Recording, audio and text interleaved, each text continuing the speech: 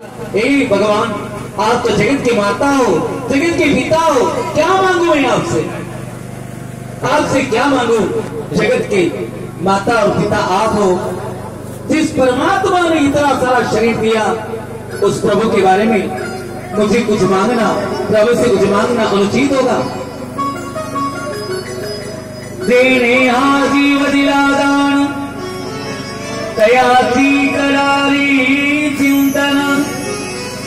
जिस परमात्मा ने इतना अच्छा शरीर दिया, उसे मैं क्या मांगू? हे प्रभु, आज से मैं निवेदन करता हूँ, इस यज्ञ की वेदी पर आपने सप्तपदी संपन्न करवाई, आपका मनोहर जोड़ा मैंने देखा, प्रत्यक्ष तुमचा जोडा मी बघितला।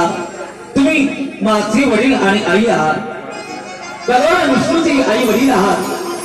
जगतातल्या पंचतत्व आणि अष्टदा प्रकृती तुम्ही बनवली भगवंता। याच रूपामध्ये तुम्ही सतत या यज्ञवेदीवर उपस्थित राहावं आणि तुमचं भजन पूजन आणि ध्यान करत नित्य माझा उर्वरित आयुष्याचा काळ घालवावा, हे तुम्हाला दक्षिणा द्या। याला म्हणतात विचार मागणार। पैसे किती दिवस चालणार आहे? हे भगवान, बोले बाबा, हे माँ भवानी, आप दोनों मिलकर मेरी आंखों के सामने बस इस यज्ञ कुंड के पास हमेशा दिखते रहे, यहीं पर मैं आपकी पूजा कराता रहूंगा। ब्रह्मदेव म्हणतात, ताबडतोब त्या ठिकाणी भगवान शंकर आणि पार्वती मातेची दिव्य मूर्ती प्रगट झाली। ब्रह्मदेवाच्या हातात दिली, त्या ठिकाणी ती स्थापित केली, सप्तपदी संपन्न झाली आणि इतका आनंद आहे, इतका आनंद आहे। अनेक अनेक वस्तू भेट स्वरूपात दिल्या, अनेक भेट वस्तू दिल्या, त्या सांगायच्या नाही, कारण ज्यांचे लग्न झालं आणि तेवढा आनंद भेटला नाही, त्यांच्या तोंडाला पाणी सुटतं, बेकार झालं, याच्या पहिले लग्न केलं, आपण नंतर केलं असतं खूप काही भेटलं असतं, खूप काही भेटलं असतं। मोठी अडचण आहे ना, म्हणून आंदन नाही सांगायचं। सगळ्यात मोठा आंदन आहे आपली धर्मपत्नी। आपल्या धर्मपत्नीच्या जीवापेक्षा कोणतीच मौल्यवान वस्तू सासऱ्याकडे नसते। सगळ्यात मौल्यवान आहे ती धर्मपत्नी, तिच्या जीवापेक्षा काहीच मोठं नाही। मुलीचं विदा होणं सगळ्यात करुण प्रसंग आणि एकेकाला आलिंगन देत आईसाहेब रडायला लागले, जा बेटा सुखी रहना। एक धर्म है, कौन सा? कन्या नारी जाती तेरी ये कहानी, कन्या नारी जाती तेरी ये कहानी। आंचल में है दूध और आंखों में है पानी। मेरी लाडली बेटी, अंतिम विदा देते समय मैं तुझे एक सीख दिलाती हूँ, एक उत्तम तुला शिकवण द्यायची आहे। भारतीय नारी आहोत आपण, घरात कमी अधिक घडलं तर आपल्या घरचा बाजार रस्त्यावरती कोणाला सांगायचं नाही। अति राग आला तर भिंतीला ठोकून ठोकून रडून घ्यायचं, पण आपल्या घरातला घडलेला अतिप्रसंग बाजार चौरस्त्यावर रस्त्यावर कोणाला सांगायचा नाही। भारतीय नारी अलौकिक त्याग करणार त्यागी पात्र आहे। जन्म आईच्या घरी येते, लहानाची मोठी होते, तारुण्य पतीच्या सहवासात घालवते आणि म्हातारपण मुलांच्या संगतीमध्ये घालवून जीवनाचा शेवट करते। बाळाकरता शिवाच्या पदराखाली दुधाची जतन करते, तर कमी अधिक घडलं तर त्या दुःखाला वाटा मोकळ्या करून देण्याकरता दुःखासू डोळ्यातून गाळते। ही भारतीय स्त्री आहे, अलौकिक भारतीय नारीचा महिमा आहे। मांडीवरती बसून आई शिकवायला लागली, म्हणून त्या प्रसंगाला उसंग म्हणतात, उच्चंगीन। उसंग या शब्दाचा अर्थ काय? मांडी। मांडीवरती त्यावेळेला बालवयाचं लग्न व्हायची, त्यावेळेला बालिका असल्यामुळे मांडीवरती बसून आई समजावायची, बेटा आता तू सुवासित झालीस, आतापर्यंत तुम्हारी का होती, शिकवण द्यायची। आणि सुंदर शिकवण द्यायला लागली.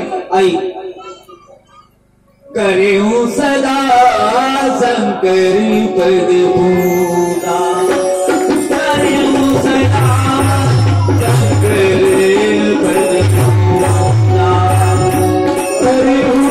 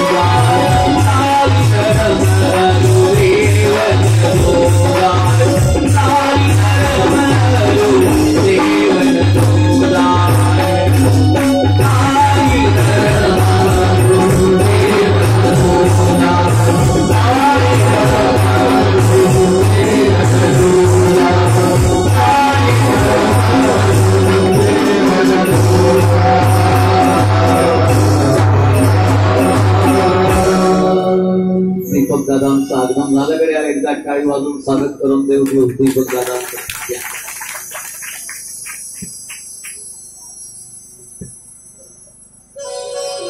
नारी धर्म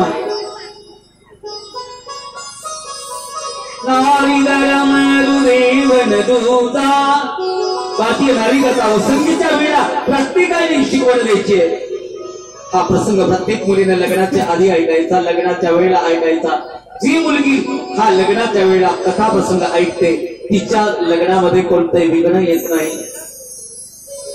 निर्विघ्नपणाने तिचं लग्न संपन्न होते आणि विवाहित जीवनामध्ये तिला मात्र सुखाचा आनंद मिळतो. आपल्याला वाटतं काय ठेवलेलं आहे या कथांमध्ये? या कथांमध्ये जी स्वारस्य ठेवलेलं आहे प्रत्येक अध्यायाच्या संगतीमध्ये विशेषता आहे. आम्ही एवढंच म्हणून जातो, wait of time, wait of money, that means Shiv Mahapuran कथा सरासरी गलत है.